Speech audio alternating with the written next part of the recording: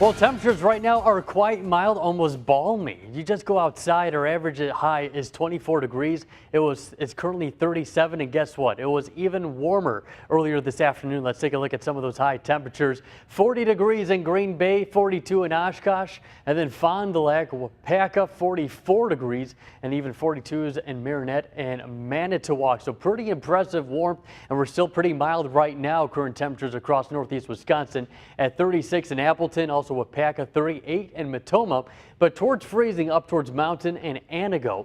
Now we will be seeing a kind of a variation in temperatures, which will be a key ingredient in determining who will be seeing the precipitation type of this upcoming winter storm. But with winds coming in out of the south, we won't be cooling down much anytime soon.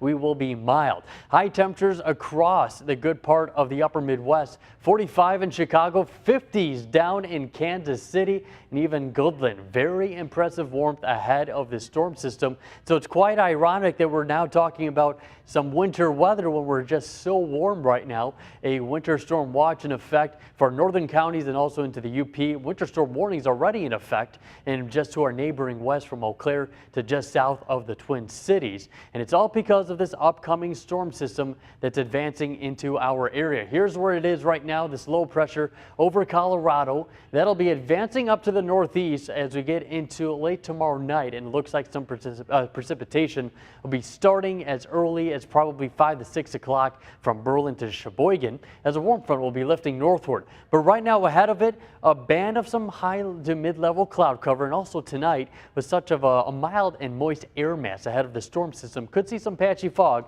so be cautious if you're heading out on the roadways. But quiet right now, not anticipating any precipitation as we go into the overnight period. This is what Skycast shows as we get into the morning. Staying pretty quiet, but then notice down to the south, 4:30, there's that band of rain already developing and moving northward. And you see this little peach color? That represents a wintry mix. And as this warm front lifts northward, we're going to have some type of wintry precipitation in the form of sleet and freezing rain, as temperatures initially will be near that freezing mark. As that warm front lifts northward, so will that wintry mix. The heavy snowfall likely to occur along in northern or between like Clintonville, Shawano, Menominee, maybe even Sister Bay getting on some of the action.